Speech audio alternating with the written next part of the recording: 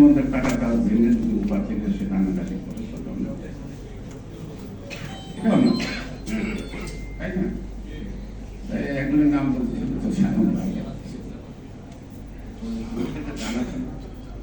ঝুট বলে খাওয়ার কাছে তালিকা আছে যার নাম উচ্চারণ করেন ওকে তো জনগণ এই নাম উচ্চারণ করে না। এটা একদম প্রসিদ্ধ হয়ে গেছে, তাই না? বিশ্বাসঘাতক শব্দটা লিখতে সাহিত্যিক কবি লেখকরা মির্জাফর বলছে, বিশ্বাসঘাতক করতে বলছে না।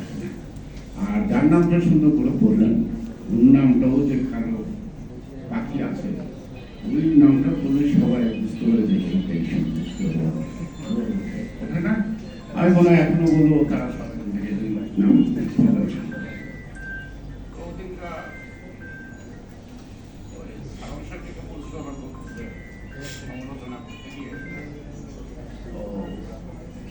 সেই হারে ইউটিউবে দেখি ওই নাটকের তারা মাথা কাটা হয়ে গেছে, কিন্তু মূল কথার উত্তর হচ্ছে এই বন্যা ইত্যাদি মূল কথা তার মধ্যে আসবে না। আমি সেই কাজের সাথে করবো। আপনি প্রশ্ন রেখেছেন বাবু গয়েশ্বরচন্দ্র কোথায় ছিলেন, কোন যুগের কথা? ৭১ নাই গত আন্দোলন। আমি আপনাকে বলবো ৭১ আপনার পরিবার, আপনার বাবা, আপনার চাচার ভূমিকাটা কি ছিল রসুলহাটের মানুষের কানে কানে আছে। এবং আপনার চাচাকে যে গণপ্রতিনিধিকে হত্যা করা হয়েছিল ১৬ ডিসেম্বর, এটা আপনার মনে করেন কেন?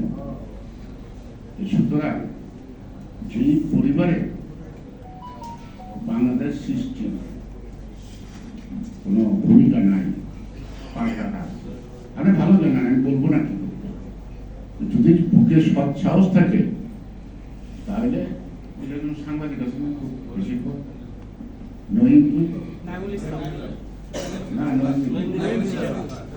নাইমুল ইসলাম খান, ও তো শক্ত বলে সরকারের পক্ষে অবস্থান নেওয়ার জন্য যাচ্ছে।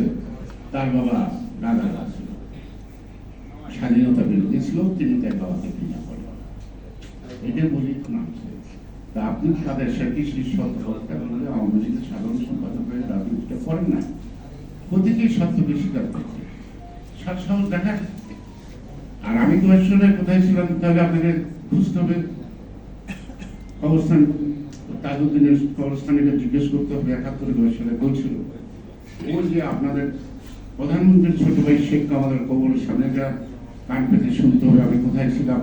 আর অনেক কারণ যাদের কাছে গিয়ে আপনাকে ক্যাপ্টেন মনসুর কাছে শুনতে হবে আমি কোথায় ছিলাম, আমি কি কলকাতা ছিলাম না ভিতরে ছিলাম, সব কথাই জানতে পারবে। 11ই নভেম্বর যশোরের দক্ষিণাঞ্চল মুক্ত, 11ই নভেম্বর 16 ডিসেম্বর সেই মুক্তাঞ্চলে কেশবপুরের প্রপারে আমরা মাইকে জনসভা করি। সেই জনসভায় প্রায় 50,000 লোক, ডুমরিয়া কেশবপুর তারা এই অঞ্চল। সুতরাং আমরা কোথায় ছিলাম কখন তা জানি না, তবে এই দলটা কোথায় ছিল সেটা হারুনকে জিজ্ঞেস করেন, আমাদের ডিজিবিএফ এর প্রধানকে জিজ্ঞেস করেন, আপনার এনএসএ এর প্রধানকে জিজ্ঞেস করেন, আমাকে খুঁজে পেল না কেন? হয়তো পায় নাই, আপনার কোনো আপনজনের বাড়িতেও থাকতে পারে, সেই কারণে হয়তো তারা জেনেও না জানার ভালো করে সুতরাং এই জবাবগুলি আপনি খুঁজে দেবেন। শুধু আমরা আন্দোলন করি, আত্মগোপন করি, পালাই না। আন্দোলন পরিচালনা করার জন্য আত্মগোপন করি আমরা, কারণ আমাদের ওই যে আন্ডারগ্রাউন্ড পার্টিকে নজর করার অভ্যাস আছে, প্রকাশ্য জনগণের রাজনীতি করার অভ্যাস আছে, তাই না? তো সে কারণে যারা পরনির্ভরশীল, অর্থাৎ যাদের শক্তি একটি দেশ, যাদের ভোটের শক্তি জনগণের শক্তি নাই, একটি একদম শেষ, অর্থাৎ টপের মধ্যে সাজানো ফুল গাছ, পানির অভাব পড়লে গাছটা শুকিয়ে যায়। সুতরাং এই বিদেশি পানি যেদিন বন্ধ হয়ে যাবে তখন আপনাদের বিশ্বাস তো স্তব্ধ হতে হবে। আর আওয়ামী লীগ শব্দটা মুখে আনা সম্ভব হবে না। বিদেশের নির্ভরতা যারা দেশ পরিচালনা করে, আর যাই হোক সরকারে থাকতে পারে, কিন্তু জনগণের হৃদয়ের তাদের স্থান হয় না। জনগণ নিঃসংকোচে তাদেরকে ঘৃণা করে, মাঝে মাঝে ক্ষোভ প্রকাশ করে।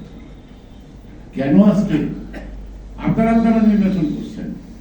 7 তারিখ জানুয়ারি নির্বাচন তো হার মানাইছে উপজেলা নির্বাচন। কেন ভোট কেন্দ্রে লোক নাই? কেন ভোট কেন্দ্রে নাই? আমাদের বাধা দিতে যায়নি তাদেরকে, কেন যায় না? আওয়ামী লীগের লোকরাই বা যায় না কেন? কেউ বিশ্বাস করে না তাকে যে ভোট দিবে সেই ভোটটা সে দিতে পারবে। এই আত্মবিশ্বাসটা আওয়ামী লীগকে যারা ভোট দেয় তাদেরও নাই, তাই তারা ভোট